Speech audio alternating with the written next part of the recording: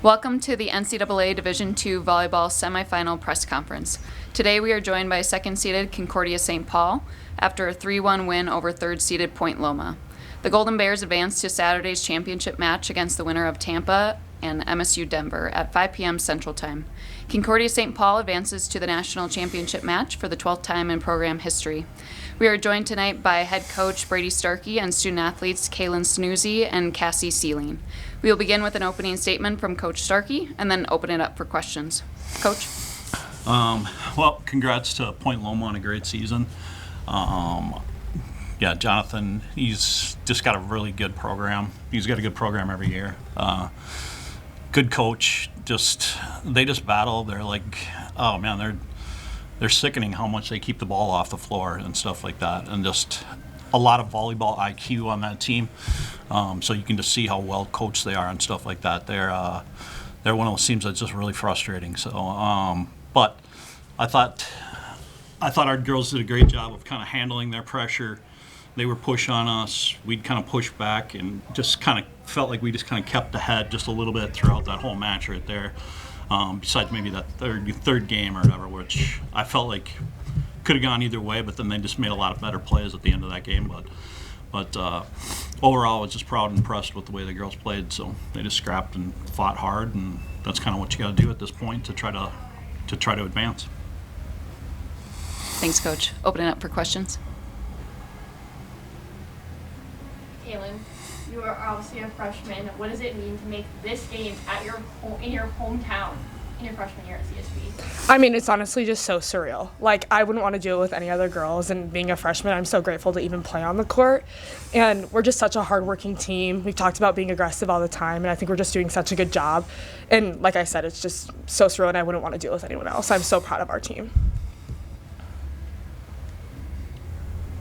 That's like, did you have some extra juice just having your families here? Your high school coaches here, Mm-hmm. played in this building before, and now you get a tremendous opportunity to really contribute in a super important match. Yeah, I am so grateful. Like, I have so many people here supporting me, friends, family, high school coaches. It's so awesome. Playing in Sioux Falls, where I'm from, it's crazy, and I'm so happy to be here, and making it to the national championship with this team is unforgettable, and I'm so proud of us. Cassie, you made it to the national championship in your freshman season at CSB, and now in your senior season, you're back in the same match. What does it mean to you to get another opportunity to go out there and potentially win one? Yeah, I'm definitely hungry to just get revenge. I know how annoying it is to get that close and just almost make it, but I think we just have different strengths this year, which defense wins matches. So I think we just have the scrap and defense to win it all. So. Cassie, Brady, in his opening comment, mentioned that they're really scrappy and they kept everything up off the floor. You guys play the same way, and did you feel like you had to match them tonight? Or what was it like playing in a game like that where both teams are doing the same thing?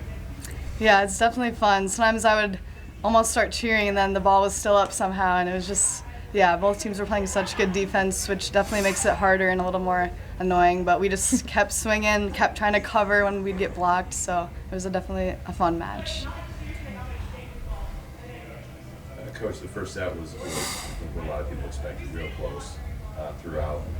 That set, winning that set, did you feel comfortable, confident after kind of feeling out period that you guys were in a good position, that things were trending towards a win?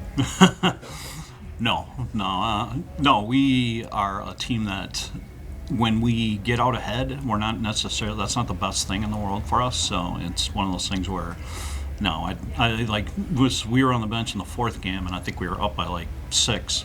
And I looked at Whit, and I was like, I just don't feel comfortable yet. So it wasn't until it was 23, 14, where I was like, all right, we really have to screw this up to mess this one up right here. And then I started to feel a little comfortable, but then I brought myself back down to earth after they scored 3 points in a row. I was like, all right, no, I don't feel comfortable. This sucks. Didn't feel comfortable until we actually won, and I could walk off the court. It was like, all right, way to go, guys. Nice job. So no. Brady, second set, I think we were down 7-11, and then up 20-15. What were you seeing there that allowed your team to go on that kind of run? Yeah, I mean, I think the biggest attribute for us throughout the match was how aggressive we stayed from the service line. I know that the parents can get pretty freaked out when we miss a bunch of serves and stuff like that, but we have to stay aggressive, and especially against a team like that.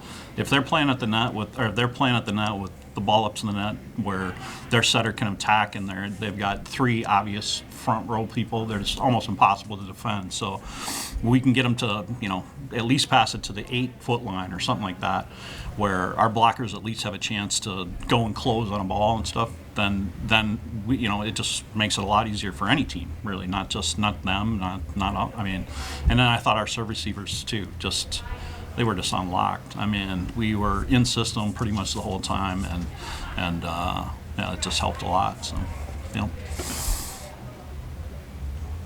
Thank you, and best of luck tomorrow. All right, thank you. Thank you.